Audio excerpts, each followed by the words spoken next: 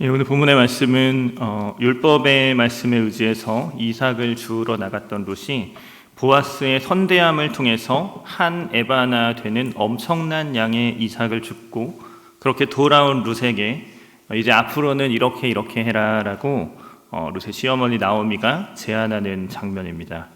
본문의 1절은 이렇게 시작합니다. 롯의 시어머니 나오미가 그에게 이르되 내 딸아 내가 너를 위하여 안식할 곳을 구하여 너를 복되게 하여야 하지 않겠느냐.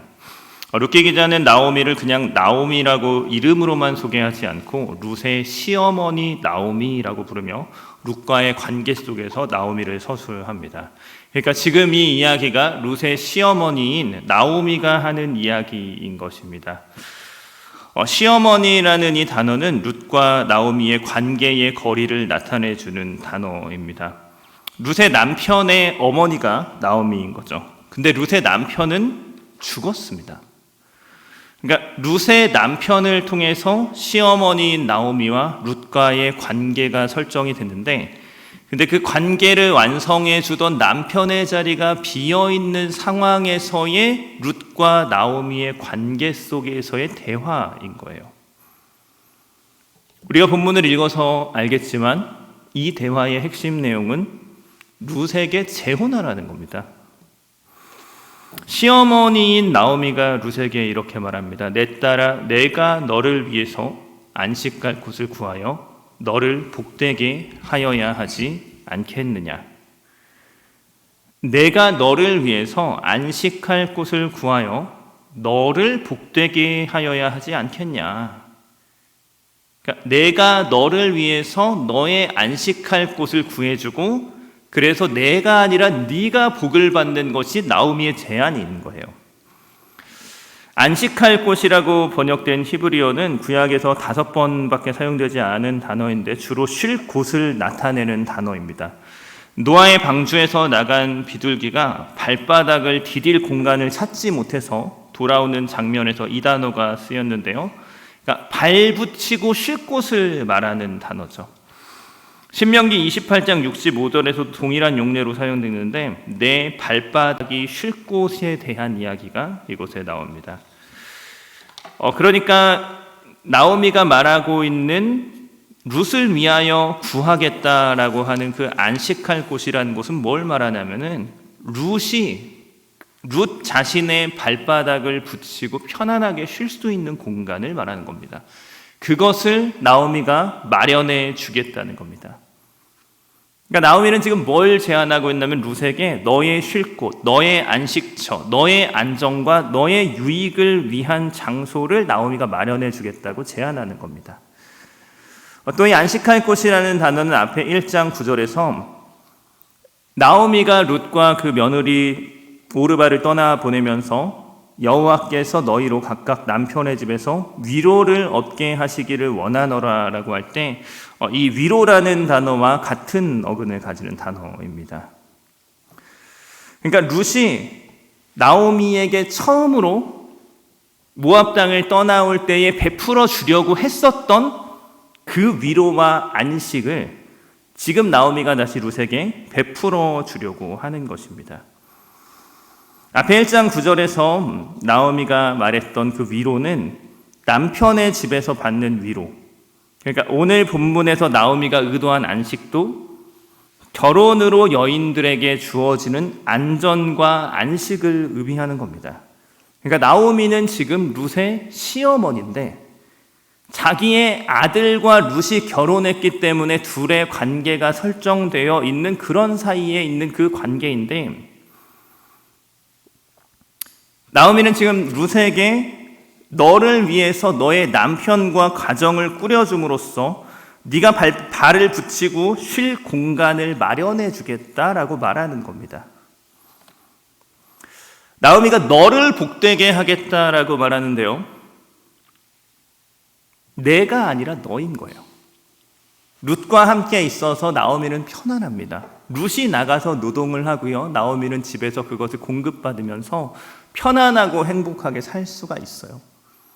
근데 나오미는 지금 룻을 떠나보내게 되면은 자신은 다시 그 경제적인 어려움과 위기 가운데 자기가 다시 들어가게 되는 겁니다. 근데 룻이 지금 결정하는 것은 내가 아니라 너를 복되게 하기를 원한다라고 룻에게 제안하고 있는 것입니다. 복되게 하다라는 동사는 구약에서 생명의 보존과 안전, 감옥으로부터의 구원, 장수와 다산과 번영, 적을 이기고 땅에서 복을 누리는 것, 후손의 영광 등으로 인한 행복을 나타낼 때 사용됩니다. 그러니까 나오미는 룻에게서 뭘 원하는 거냐면은 결혼하고 장수하고 애 많이 낳고 자손의 영광을 누리는 축복을 받을 수 있도록 너의 행복을 찾아서 떠나가도록 제안하고 있는 겁니다. 3장 1절의 이 제안은 나오미의 지금 시선과 태도가 다시 또 완전하게 전환되었다는 것을 보여줍니다. 앞에 2장에서 모압에서 돌아와서 룻이 이삭을 주우러 나간다고 할 때 나오미는 내 따라 갈지어다 하고 룻만 떠나보냈지 자기는 함께 가지 않았습니다. 근데 이것이 본문을 찬찬히 읽어보면 나오미가 너무 늙었거나 병들었거나 해서 그랬던 건 아닌 것 같습니다. 1장 12절은 나오미가 새로 자식을 낳기에는 많은 나이라는 것을 보여주지만 그 외에 나오미가 거동이나 노동을 하지 못할 정도로 약하거나 쇠약한 사람이었다는 뉘앙스는 본문에 나타나지 않습니다. 딱 한 가지가 드러나는데요. 나오미가 마음이 무너져 있다는 것이 드러납니다. 앞에 1장 19절부터 22절 말씀해 보면은 나오미가 베들레헴에서 돌아와서 초라한 자신의 모습을 보면서 사람들이 수군대는 그 소리를 들으며 괴로워하는 장면이 나옵니다. 그래서 자기를 더 이상 나오미라고 기쁨이라고 부르지 말고 마라라고 괴롭다고 고통스럽다고 부르라고 이야기를 하는 것으로 볼 때 나오미가 룻과 함께 생계를 위해서 이삭을 주우러 나가지 않은 것, 그것은 육체적인 연약함 때문이 아니라 무너진 마음 때문이었을 가능성이 높습니다. 그러니까 집 밖에 나와서 베들레헴 사람들을 만나는 게 힘든 겁니다. 사람들이 자신을 보고 수군대는 것이 괴로운 거예요. 다른 사람의 밭에 들어가서 초라하게 이삭을 줍고 있는 모습을 보여주고 싶지 않은 겁니다. 마음의 병이 있었기 때문에 주저앉아서 집 아래서 그냥 룻이 떠나가는 것을 떠나보내고 아무것도 하지 않고 무기력하게 있었던 나오미가 그 나오미가 하는 말이 오늘 본문의 1절의 말씀인 거죠. 내가 너를 위해서 안식할 곳을 위해서 너를 복되게 하겠다. 자기 자신을 위해서가 아니라 룻을 위한 일을 계획하고 있습니다. 자신이 아니라 자신의 며느리 룻을 바라보고 있습니다. 룻을 도와줄 방법을 찾고 있습니다. 자기 자신의 인생의 좌절 속에서 일어나서 사랑하기 위해서 애를 쓰고 있는 것입니다.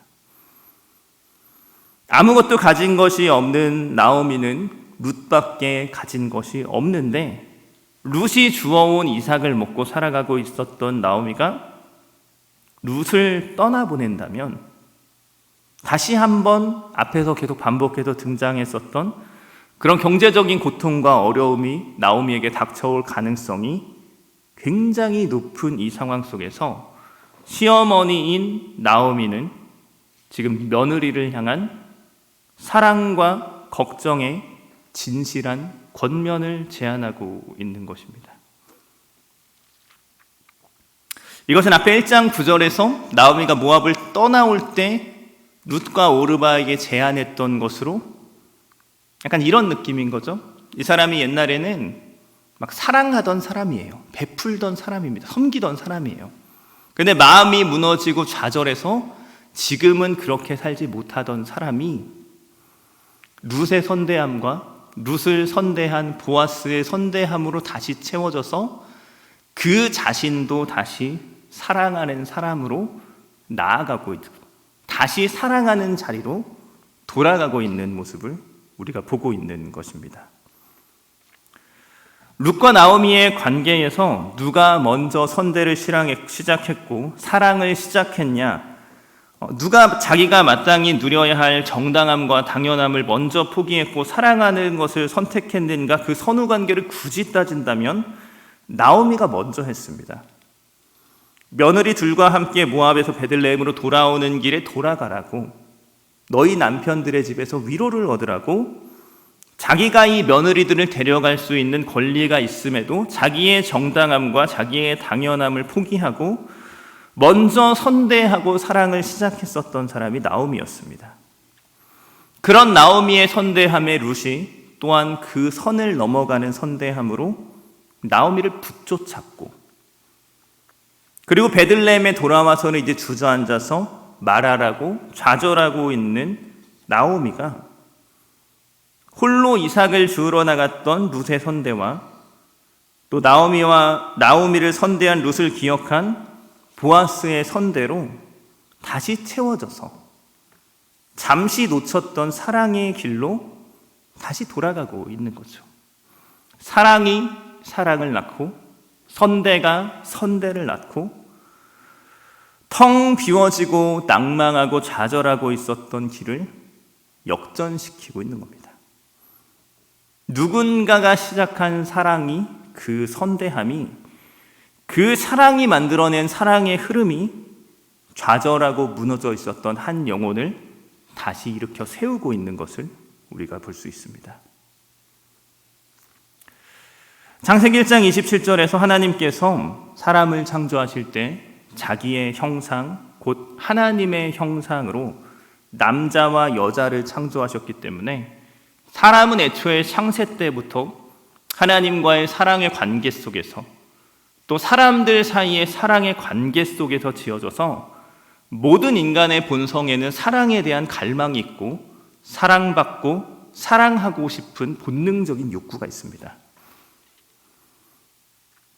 시대가 악해져 가고 더 이렇게 황폐해져 갈수록 사람들이 점점 잊게 되는 중요한 사실 한 가지는 사람들은 사랑받고 싶어 할 뿐만 아니라 또한 본질적으로 사랑하고 싶어 한다는 사실입니다. 모든 사람은 다 사랑하고 싶어 합니다. 사랑하고 사랑받으면서 아름답고 건강한 사랑의 교제 속에서 살고 싶어 합니다. 누구나 다 사랑을 하고 싶지만 죄악되고 왜곡된 이 세상에서 사랑을 하면서 받은 상처와 고통과 아픔과 좌절로 왜곡되어서 사랑의 길에서 벗어나게 되는 겁니다. 하지만 하나님의 압도적인 사랑과 은혜 안에서 회복된 인간은 다시 사랑할 수 있고 다시 사랑의 삶을 살아갈 수 있게 됩니다. 죄악된 세상에서는 사랑하면은 쉽게 이용당합니다. 선대하면 호구가 돼요. 이 세상에서는 사랑하는 사람이 바보고 선대는 이유와 목적이 뚜렷해야 하며 계산적이고 이기적으로 사는 것이 지혜인 세상입니다. 근데 저는 성경이 우리에게 말해주는 진리 안에서 이 죄악되고 소망 없는 세상에서도 반드시 사랑이 이긴다고 확신하고 주께서 제게 베풀어 주신 은혜의 손길 안에서 사랑하고 그 사랑의 선순환을 일으키는 사람이 되고 싶습니다. 예전에 대형교회에서 이제 대학생 사역을 할 때 이 교회에서 관련된 무슨 업무를 하는 사람들 중에 최고의 3D 업무가 이제 방송실 관련 업무거든요. 뭐 찬양, 방송, 음향 이런 쪽 사역에 한번 얽히면은 이제 뭐 다 걸려요. 걸면 다 걸립니다. 모든 사역에 다 걸리고요. 모든 예배에 다 걸리고요. 그리고 모든 교회가 다 똑같습니다. 큰 교회라고 다르지 않아요. 사람이 없어요. 인력이 없고 장비는 항상 열악하고 그래서 매번 무에서 유를 창조해내는 일을 해내야 됩니다. 그래서 그 자체로도 굉장히 피곤한데 근데 제가 섬겼던 그 교회의 방송실은 그 방송실 직원분들이 굉장히 불친절하고 고압적인 것으로 유명했습니다. 악명이 높았어요. 그래서 문을 열고 들어가면은 굉장히 까다로운 여러 서류들을 작성해서 가야 되는데 그렇게 해서 가도 안 돼요. 그냥 가면은 일단 안 됩니다부터 하고 시작을 해요. 그리고 화를 내면서 시작을 합니다. 그래서 어떤 장비가 필요해서 이 장비를 좀 저희가 사용하겠습니다라고 가면 그 장비 저기 있는데 없대요. 저기 보이는데 없대요. 그래서 내가 저건 뭐냐 이렇게 말하고 싶지만 근데 뭐만 하면은 다 안 된다는 거예요. 그래서 가면은 누가 가도 똑같아요. 제가 가서 그런 게 아니고 누가 가면은 뭐 계속 거절하고 화를 내니까 그 방송식 업무를 담당하는 부서마다 사람들이 다 있잖아요. 그 모든 사람들이 방송실에 가면은 거기 직원들과 일단 싸우면서 시작을 합니다. 가면 소리를 지르면서 싸우면서 시작을 하는 거예요. 근데 제가 그 부서에서 방송실 관련 업무를 담당했던 4년 동안에 저는 한 번도 안 싸웠습니다. 그러니까 정말 단 한 번도 싸우지 않았어요. 마음이 불편했던 적 많습니다. 눈에 저기 보이는데 없다 그러니까 열받죠.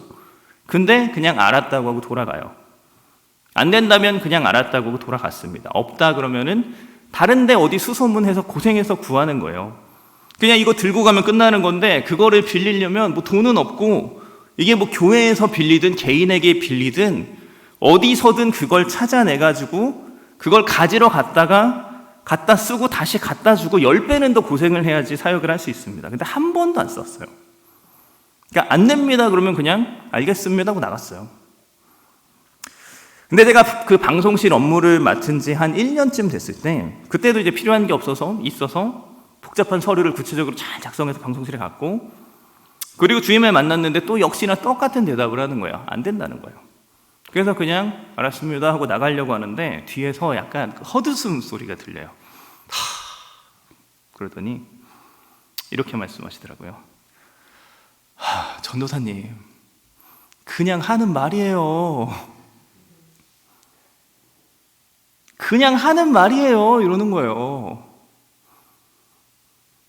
그러니까 이분들이 안 도와주겠다는 게 아니라 그분들 나름의 이제 방어 기제가 생긴 거예요. 교회가 엄청 크지만 그리고 직원들도 여러 명 있지만 관련된 업무는 훨씬 더 많아요.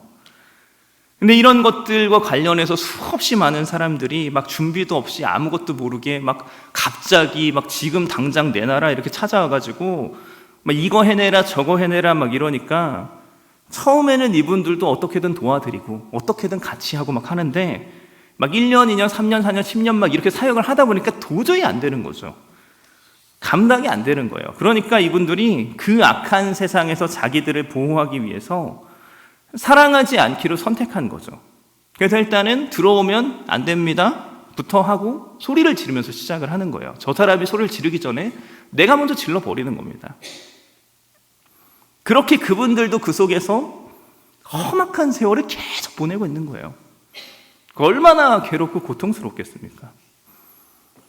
그래서 주임님이 저에게 그냥 하는 말이에요 이 한마디를 하고 나서 그리고 나서 그 이후에 이제 방송실에서 저를 대하는 태도가 이제 완전히 달라졌습니다.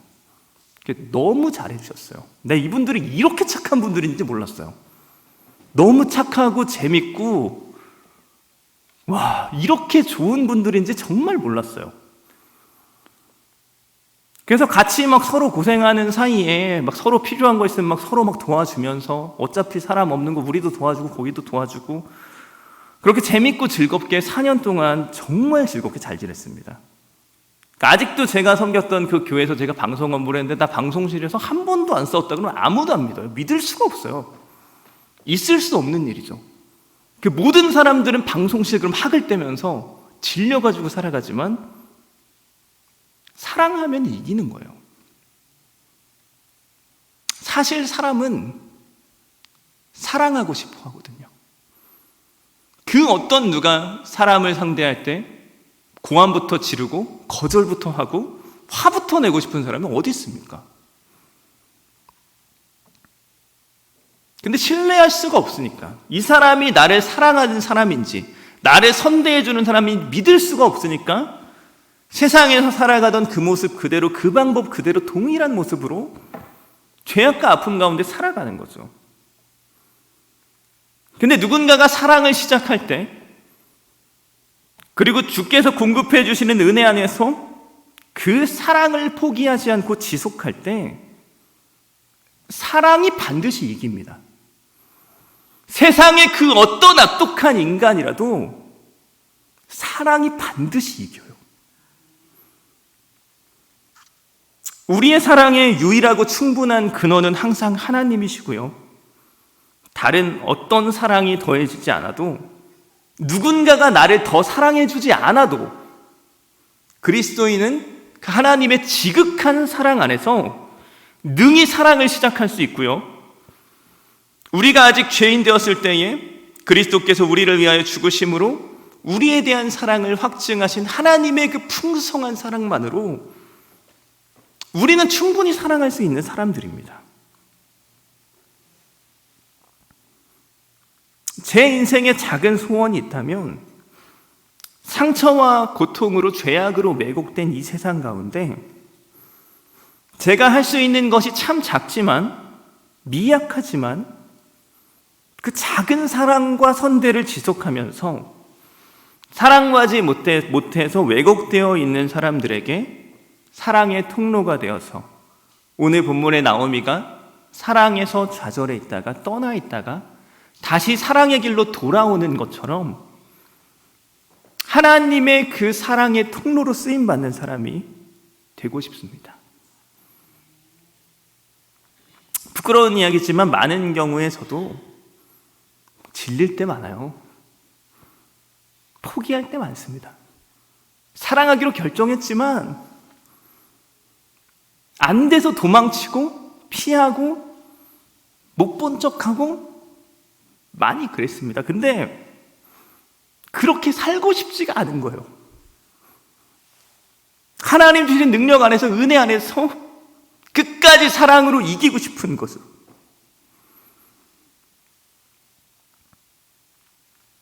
사랑하지 않은 내 자신을 정당화하며 사랑하지 않은 나의 죄악과 문제들을 다른 사람들에게 전가하며 떠넘기면서 저 사람 때문이야, 저 문제 때문이야, 이 상황 때문이야, 그렇게 살고 싶지 않고 그저 하나님 앞에서 끝까지 사랑하지 못한 내 자신을 회개하면서 하나님의 도우심을 구하면서 그 사랑의 길을 걸어가고 싶습니다. 저는 우리 모두가 그런 사람이었으면 좋겠어요. 사랑으로 세상을 이기는, 좌절하고 넘어져 있고 나는 말아야, 나는 쓸모없는 사람이야, 나가지도 못하고 그렇게 주저앉아 있는 나오미를 선대함으로써 다시 사랑의 길로 이끌어냈었던 보아스와 룻처럼 그렇게 사랑의 통로로, 선대의 통로로, 축복의 통로로 끝까지 사랑하며 사랑으로 이기는 우리 모두 되길 축복합니다. 3절에서 나오미가 룻에게 목욕하고 기름을 바르고 의복을 입고 타작마당에 내려가라고 말하는데요. 목욕하고 기름을 바르고 의복을 입는 것은 보통 신부의 단장으로 해석하는데 성경이나 고대근동 문헌에 나오는 다른 신부의 단장과 비교하면 여기에 사용된 단어들은 신부의 단장에 비해서 너무 지나치게 단촐한 감이 있습니다. 의복을 입고라고 할 때 의복이라는 단어는 그냥 일상적인 겉옷을 나타내는 말이지 비싸거나 고급 옷을 뜻하는 용례로 사용된 적이 없습니다. 그래서 씻고 기름을 바르고 의복을 입었다는 것은 신부의 단장을 의미하는 것이 아니라 남편의 죽음에 대한 애도를 끝내는 탈상을 의미하는 것으로 보는 게 더 적절할 것 같습니다. 씻고 기름을 바르고 의복을 입는다는 것이 사무엘하 12장 20절에 밧세바와 간음하여 잉태된 아이가 죽었다는 소식을 듣고 다윗이 탈상하는 장면에서 동일하게 사용되는데요. 다윗이 땅에서 일어나 몸을 씻고 기름을 바르고 의복을 갈아입고 여호와의 전에 들어가서 경배하고 왕궁으로 돌아와 명령하여 음식을 그 앞에 차리고 먹었다라는 내용이 나옵니다. 그러니까 애도를 끝내는 모습이에요. 몸을 씻고 기름을 바르고 원래 입던 일상의 의복을 갖춰 입는 것은 애도를 끝내고 이제 상을 끝내고 다시 일상으로 돌아가는 모습을 보여줍니다. 룻의 남편이 죽은 지 얼마의 시간이 흘렀는지 정확하게 알 수는 없습니다. 근데 확실한 건 10년은 아니에요. 10년은 아닙니다. 절대 10년 아니고. 왜냐하면 우리가 상식적으로 알고 있는 룻기에서 모압에서 10년 있었다 이 얘기를 알고 있는데 룻기 1장 4절에서 5절을 정확하게 보면은 그들이 모압에 거주한 지 10년쯤 됐을 때 말론과 기럧이 그때 죽었습니다. 그러니까 10년 전에 죽었고 10년 동안 있다 온 게 아니고 10년쯤 됐을 때 말론과 기럐이 죽었어요. 그러니까 룻의 남편이 모압에서 10년 있었을 때 죽은 거예요. 그리고 그 다음에 6절에서 소식을 듣고 돌아오기 때문에 그렇게 긴 시간이 지나지 않았을 것이라고 생각할 수 있고, 그래서 지금 본문의 룻은 그 아직까지 남편이 죽은 그 상복을 입고 애도의 기간을 보내고 있었던 것으로 볼 수가 있습니다.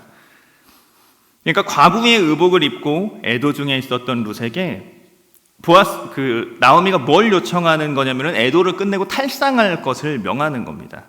그러니까 더 이상 나오미 자신의 아들 룻의 남편에 얽매여 있지 말고 이제 너의 안식할 곳을 찾아서 보아스와 재혼해서 너의 새로운 남편의 집에서 행복하고 안전한 삶을 살도록 놓아주고 있는 겁니다. 이전이하에서 나오미가 룻에게 명하고 룻이 순종하여 보아스에게 나아가는 이 행동은 신명기 25장 5절에서 10절에 나오는 계대의 결혼의 풍습에 따라서 엘리멜렉의 가게를 다시 세우는 율법에 근거합니다. 간략하게 말하면은 그 형이나 형제가 먼저 죽었을 때 그 가문을 이어주기 위해서 동생이나 다른 형제가 그 형수나 그쪽이랑 결혼을 해서 자녀를 낳아서 그 형제의 가문을 이어가도록 하는 제도입니다. 그래서 그 형의 가문과 재산을 보호해 주는 거죠. 근데 이건 이스라엘에만 있었던 독특한 법이 아니고 그 당시 대부분의 유목민들이 가지고 있었던 법과 제도고요.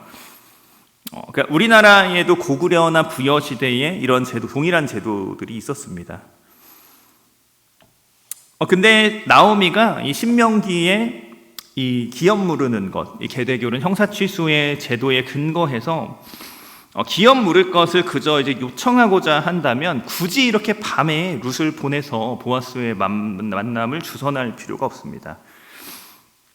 그래서 쉽게 말해서 나오미는 지금 율법의 고엘 제도를 따르고는 있지만 약간 편법을 쓰고 있는 거예요. 정확하지는 않게 비슷하게 지금 율법을 지키려고 하고 있는 겁니다. 나오미가 룻의 안식할 곳을 위해서 지금 룻의 남편과 가정을 만들어 주기 위해서 오늘 본문의 행동들을 요청하고 있는 건데, 이건 분명히 룻을 위한 행동이기는 하지만 다소 좀 급진적이고요. 절차에 있어서 좀 약간 깨름직한 방법인 겁니다. 이전에 보면은 나오미가 보아스를 소개하면서 보아스는 우리의 친족이 아니냐라고 말하는데, 친족이라는 말이 약간 의도적인 표현일 수 있습니다. 그 기업 물음을 염두에 둔 표현은 맞습니다. 근데 직접적이지 않고 간접적으로 암시하는 표현이에요. 뒤에 9절에서 룻은 보아스에게 당신이 기업 물을 자라고 분명하게 이야기를 합니다. 앞에 2장 20절에 보면은 나오미가 보아스를 지칭할 때 우리 기업 물을 자 중에 하나라고 언급하는 것으로 볼 때 나오미는 분명히 보아스 이외의 다른 기업 물을 자들도 알고 있었고, 그리고 따라서 뒤에서 보아스가 이야기하는 것 같이 보아스보다 앞선 순위의 기업 물을 자들이 있다는 것도 이미 알고 있었을 겁니다. 그런데 나오미는 다른 기업 물을 자들을 찾아가서 순서대로, 절차대로 기업 물음의 절차를 진행하지 않고 룻을 보아스한테 그냥 다이렉트로 보내버리는 거예요. 그래서 보아스가 사고 쳤으니까 어쩔 수 없다 이렇게 해가지고 기업을 무르도록 인위적으로 진행을 하고 있는 거죠. 그러니까 일종의 새치기를 지금 하려고 하는 겁니다. 나오미는 룻을 보아스가 있는 타작마당으로 보내는데요. 2절과 3절에서 알 수 있듯이 타작마당에서는 추수를 마치고 잔치가 벌어지고 먹고 마시는 기분 좋은 축제가 벌어집니다. 그러니까 타작마당이라는 것은 그러니까 1차적으로 기분이 좋은 자리예요. 기쁨과 감사가 넘치는 자리입니다. 한 해의 추수를 마치고 타작까지 다 끝냈어요. 그리고 거기서 이제 기분 좋은 잔치를 벌이고 뭔가 이제 제안을 할 때, 지금 이게 청혼을 하는 건데 제안을 할 때 기분 좋을 때 해야죠. 기분 나쁠 때 하면 말하기도 전에 그냥 내용과 상관없이 그냥 까입니다. 그러니까 보아스가 가장 기분이 좋은 상황, 청혼의 성공률이 가장 높은 상황 속으로 룻을 지금 보내고 있는 거죠. 근데 약간 문제가 있는 것은 타작마당이라는 장소가 꼭 그렇게 항상 건전한 장소만은 아닐 수 있다는 데 있습니다. 호세아 9장 1절에 보면은 타작마당이 성적인 타락의 장소로 언급이 되는데요. 이스라엘 향한 질책에서 하나님께서 너희가 각 타작마당에서 음행의 값을 좋아했었다라는 것을 지적합니다. 그러니까 각 타작마당에서 음행의 값을 치렀던 게 이스라엘 민족의 문화 중에 있었던 거예요. 그러니까 타작마당에서 이스라엘 사람들이 돈을 주고 성적인 행위를 하는 매춘이 이루어졌던 겁니다. 그러니까 이게 좀 약간 장소라든가 좀 약간 적절하지 않은 거죠.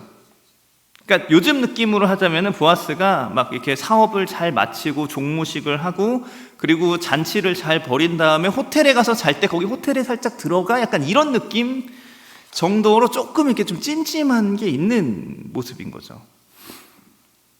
그러니까 나오미의 의도는 너무 명확하게 알겠습니다. 보아스가 너무 좋은 사람이니까 룻이 행복하도록 같이 살더라도 가정을 이루더라도 보아스랑 같이 살면 얼마나 좋겠습니까? 룻이 잘 되었으면 하는 마음으로 보아스랑 잘 돼서 행복하게 잘 살도록 다소의 절차와 방법을 타협하면서 룻을 지금 보아스에게 보내고 있는 거죠. 나오미가 룻을 보아스에게 보내고 있는 이 상황은 약간 선정적이고 급진적인 성적인 뉘앙스가 가득한 은밀한 상황이 펼쳐집니다. 근데 이런 은밀하고 선정적인 상황 속에서 룻을 선대하는 보아스의 선대함이 오늘 본문에 또 드러나고 있는 겁니다. 10절에서 14절 말씀 이렇게 말합니다. 11절부터 읽어드리겠습니다. 그리고 이제 내 딸아 두려워하지 말라. 내가 내 말대로 내게 다 행하리라. 내가 현숙한 여자인 줄을 나의 성읍 백성이 다 아느니라. 참으로 나는 기업물을 자이나 기업물을 자로서 나보다 더 가까운 사람이 있으니 이 밤에 여기서 머무르라. 아침에 그가 기업물을 자의 책임을 내게 이행하려 하면 좋으니 그가 그 기업물을 자의 책임을 행할 것이니라. 만일 그가 기업물을 자의 책임을 내게 이행하기 기뻐하지 아니하면 여호와께서 살아계심을 두고 맹세하노니 내가 기업물을 자의 책임을 내게 이행하리라. 아침까지 누워있을지니라 하는지라. 룻이 새벽까지 그의 발치에 누웠다가 사람이 서로 알아보기 어려울 때에 일어났으니 보아스가 말하기를 여인의 타작마당에 들어온 것을 사람이 알지 못하여야 할 것이라 하였습니다. 몇 가지 포인트를 지적하자면 먼저 13절 말씀이 말하는 것 같이 보아스는 먼저 룻에게 자신이 반드시 기업물을 자의 책임을 이행할 것을 먼저 약속을 합니다. 기업물을 자의 책임을 이행한다라는 것은 쉬운 일이 일단 아닙니다. 처음에 율법에서 신명기 25장에서 기업물음의 책임을 이 계대의 혼인에 대해서 언급할 때부터 이것을 감당하지 않는 사람들을 어떻게 처리해야 되는지에 대한 그 경고와 절차가 등장을 합니다. 그러니까 애초에 이 율법을 처음 주실 때부터 하나님께서는 사람들이 이걸 잘 안 지킬 걸 알고 그 안 지켰을 때 어떻게 해야 된다라는 것까지 주셨다는 거예요. 창세기 38장 1절 이하에 보면은 유다의 자손들에 대한 이야기가 나오는데요. 유다의 아들 엘이라는 아들이 있었습니다. 그 엘이 결혼하고 일찍 죽었어요. 근데 그 동생이 이제 오난이라는 아들이 있었는데 이 오난이 율법의 의무대로 그 엘에게 들어가서 그 형제의 의무를 감당해야 되는 것이 이제 율법입니다. 근데 그 오난이 이 기업물음의 의무를 이행하지 않으려고 땅에다가 설정을 해서 여호와께 죽임을 당한 사건이 나옵니다. 그러니까 이 계대 결혼을 통해서 이제 다른 형제의 기업을 물러준다라는 것은 그냥 단순히 형제의 집에 들어가서 그냥 자녀가 생기도록 씨만 제공한다 이런 의미를 넘어서서 그 자녀가 장성하여 가문을 이끌 때까지 그 가정을 돌보고 양육하고 그 자녀를 교육하는 경제적이고 그 모든 책임들을 다 포함하는 겁니다. 그 모든 기업과 소유는 그 죽은 형제의 겁니다. 내 게 아니에요. 근데 책임은 내가 다 지는 거예요. 그 아내도 내가 돌봐야 되고 그 자녀도 내가 돌봐야 되고 양육도 내가 다 해야 되고 교육도 다 해야 되고 그 재산도 내가 잘 돌보고 잘 지켜서 보존해야 되고 근데 그건 전부 다 뭐냐면 형 건 거예요. 내 게 아니에요. 형 거를 만들기 위해서 형 걸 지켜주기 위해서 온갖 노력을 수십 년 동안 해야 되는 게 이 기업물음의 의무인 겁니다. 쉽게 말해서 나에게 이득이 되는 게 하나도 없는데 그 애를 낳고 키우고 자라는 수십 년 동안의 양육과 교육과 보호의 책임은 전부 다 져야 하는 제도가 바로 기업 물음의 제도인 겁니다. 근데 보아스가 룻에게 약속합니다. 다른 사람 다 안 하면 내가 무조건, 나는 반드시 이 책임을 이행하겠다라고 결정하는 겁니다. 보아스는 이미 룻을 지나치게 선대했습니다. 선을 넘도록 은혜를 베풀었어요. 근데 룻이 자신을 이렇게 무례하게 찾아와서 기업 물음의 책임을 다해달라고 요청을 할 때 그 누구도 책임지지 않더라도 나는 그 책임을 지겠다라고 분명하게 약속하는 겁니다. 또한 보아스는 룻의 명예를 지켜주었습니다. 다소 성급한 방법으로 밤중에 타당마당에 은밀히 보아스를 찾아왔는데 이 상황에서 보아스가 자기 자신을 변호하고 지키려고 한다면 어떻게 해야 될까? 쫓아내야죠. 야, 여기 어디라고 들었어? 쫓아내버려야 됩니다. 나 자신을 지키고 보호하려면 그래야 되는 거예요. 근데 자신을 보호하거나 자신이 절제하기 위해서 이 여인을 한밤중에 요란하게 쫓아내버린 게 아니고 아침까지 조용히 누워있다가 모두가 잠들어서 룻의 출입을 아무도 알지 못할 때 돌아갈 수 있도록 배려해 줬습니다.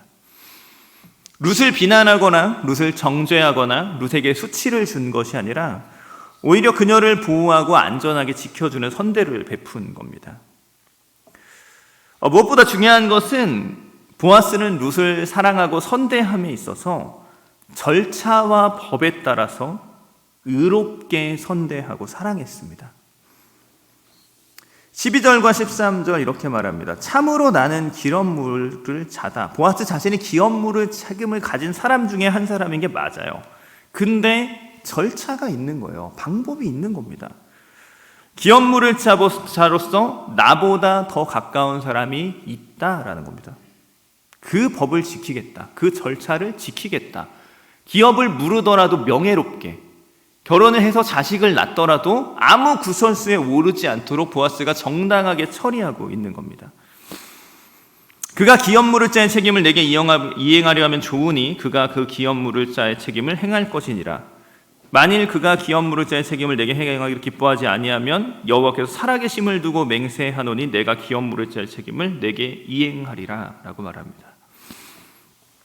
그러니까 이 계대혼에도 기업 물음에도 절차가 있고 방법이 있는 겁니다. 아까 창세기 38장 유다의 자손들에 대한 이야기 잠깐 했었는데 유다의 아들 엘이 죽었을 때 오난이 기업 물음을 거부하고 심판을 받았는데 그러니까 유다가 막 이렇게 오난 자기 둘째 아들도 죽었잖아요. 그러니까 자기 막내 아들이 있는데 이걸 이행하지 못하게 숨겨버린 거예요. 그랬더니 엘의 아내였던 다말이라는 여자가 창녀처럼 분장을 하고 유다를 속이고 유다에게서 아이를 낳아서 그래서 베레스와 세라가 태어납니다. 그래서 유다의 계보가 이어집니다. 근데 결과는 주어졌죠. 근데 과정은 이게 성경 난제가 돼버려요. 그러니까 왜 이런 일이 굳이 성경에 기록됐지? 사람들이 막 이해가 안 되게 되는 겁니다. 예수님의 족보에 다말의 이름이 나올 때 왜 이 여자의 이름이 여기 등장하지? 사람들이 혼란스러워지는 거예요. 그러니까 바람직하지 않은 모습으로 그 같은 결과가 나오게 되는 거죠. 근데 보아스는 그러지 않은 겁니다. 마침 자기를 찾아왔으니까, 기회가 주어졌으니까 그냥 절차고 방법이고 다 무시하고 뭐 저기가 그렇게 한 거니까 나는 어쩔 수 없었다. 그렇게 하지 않고 절차와 방법을 따라서 의롭게 기업 물음을 진행하고 있는 것입니다. 그러니까 이것은 자신의 정욕을 채우는 것이 아니라 룻을 위한 진정한 사랑인 거예요. 그 사랑하고 선대를 하는데 하나님이 정하신 절차와 방법대로 사랑하고 선대하는 겁니다. 저는 개인적으로 성경에서 사랑과 의가 균형을 이루는 것이 참 중요하다는 것을 인생을 통해서 많이 배웠습니다. 우리가 사랑할 때는 의롭게 해야 됩니다. 그리고 의는 사랑으로 행해야 돼요. 저의 성향상 먼저 배웠던 부분은 의가 저는 굉장히 중요하거든요. 옳은 것, 정의로운 것, 바른 것, 이게 굉장히 중요합니다.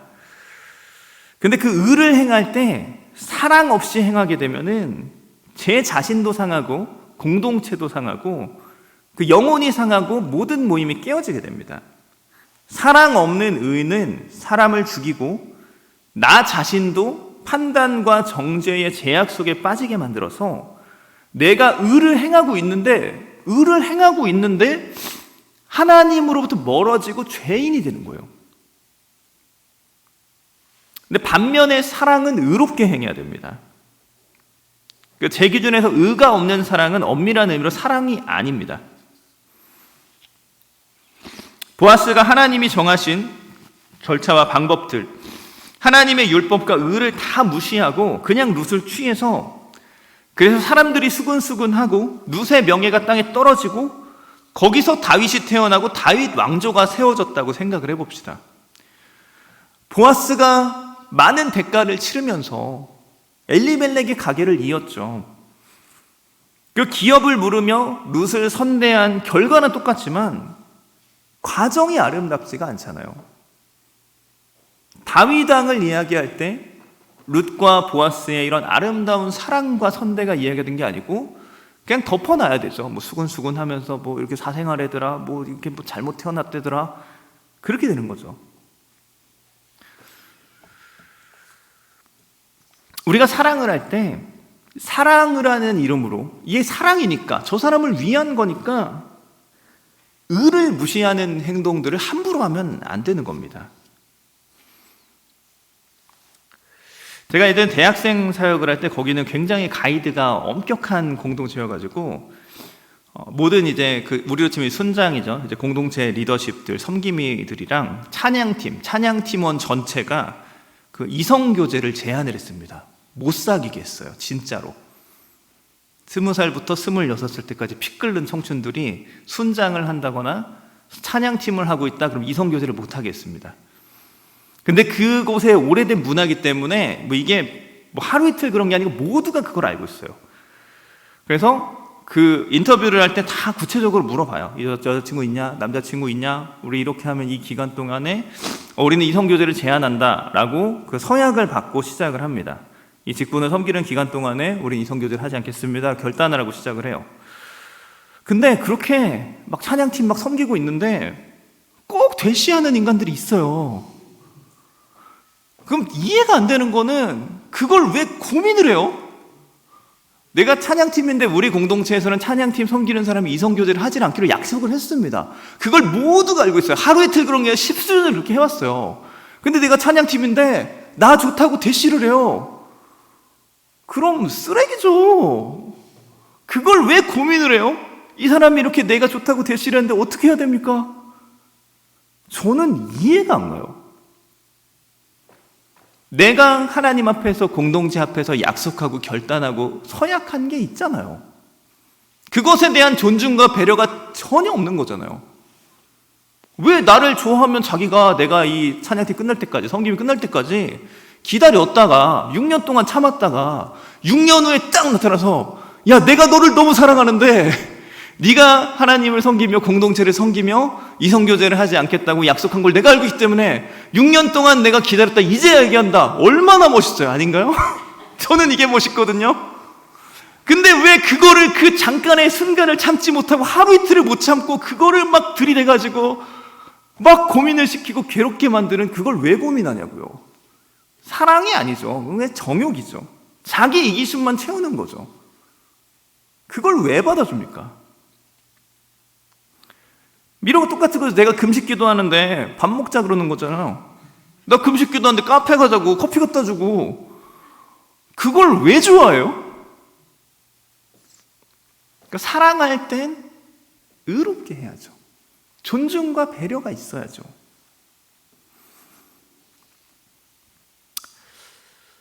제 아버지가 경제적으로 어려우실 때 주변에 계신 지인 중에 한 분이 도와주시겠다고 제안을 하신 적이 있어요. 돈을 주시겠다는 건데, 근데 방법이 좀 이상해요. 그러니까 자기가 뭐 직접 이렇게 줄 돈은 없고 평생교육원 뭐 이런 걸 하신대요. 저희가 창원 살 때인데 경기도에 있는 평생교육원을 이분이 운영을 하는데, 거기에 등록을 하면은 나라에서 인당 얼마씩 돈을 준다, 교육비를 준다는 거예요. 그러면 너랑 너희 아내랑 둘이서 그 경기도에 있는 평생교육원에 너희들이 여기서 강의를 듣고 있다라고 이름을 올리면 나라에서 돈을 주니까 그 돈을 내가 받아 니네 아빠 줄게. 그러니까 명의를 달라? 그렇게 해서 내가 도와주겠다? 그렇게 제안을 하시는 거예요. 뭐 쉬운 제안은 아니죠. 뭐 이렇게.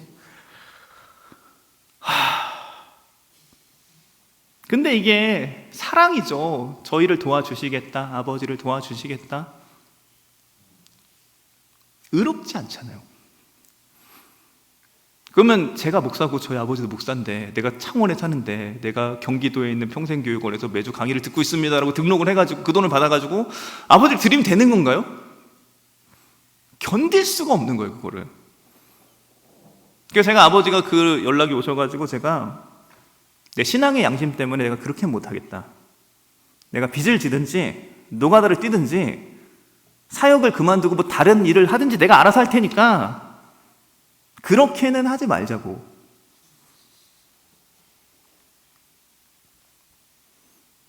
사랑이지만 의를 벗어나면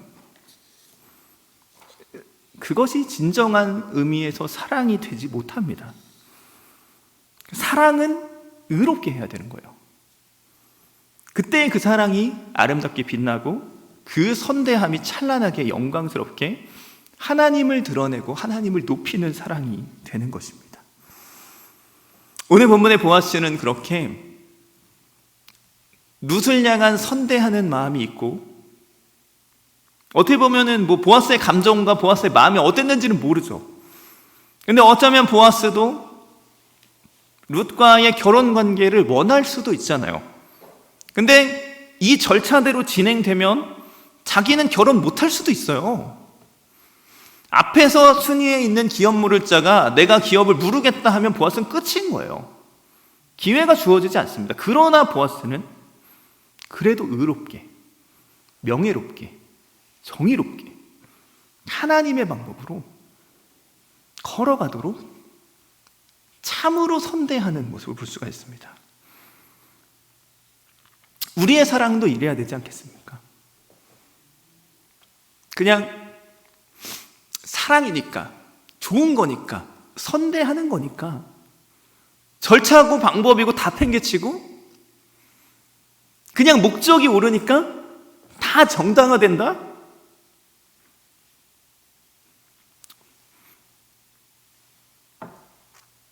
그런 마음 앞에서 묻고 싶습니다. 우리가 믿는 전능의 하나님이 우리가 정당하게 의롭게 절차를 따라서 사랑할 힘과 능력도 주시지 못할 만큼 무능한 분이십니까?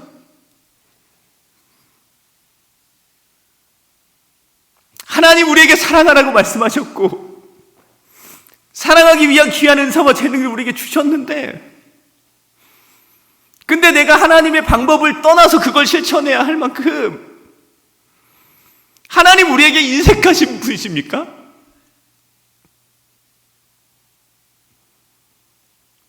우리가 참으로 하나님을 인정하고 존경하고 사랑하고 고백하며 그분의 뜻을 따라 살아간다면 우리의 사랑에 의의 옷을 입혀서 정말 아름답게 사랑하는 우리 모두가 되기를 축복합니다. 말씀 마치도록 하겠습니다. 오늘 본문에서 나오미가 룻을 위해서 제안합니다. 좌절하고 낭망하고 있었던 나오미가 룻의 선대함과 룻을 선대한 보아스의 선대함을 통해서 회복되어져서 다시 사랑의 길로 돌아가는 것처럼 죄악된 세상에서 고통과 아픔으로 사랑의 길을 떠나 있는 사람들에게 사랑의 손길을 내밀며 사랑의 문을 열어가는 우리 모두가 되기를 축복합니다. 우리 안에 충만한 그리스도의 사랑으로 가득 차서 고갈됨 없이 항상 기쁨으로 더욱 사랑하며 사랑으로 세상을 이기는 우리 모두가 될 것을 축복합니다.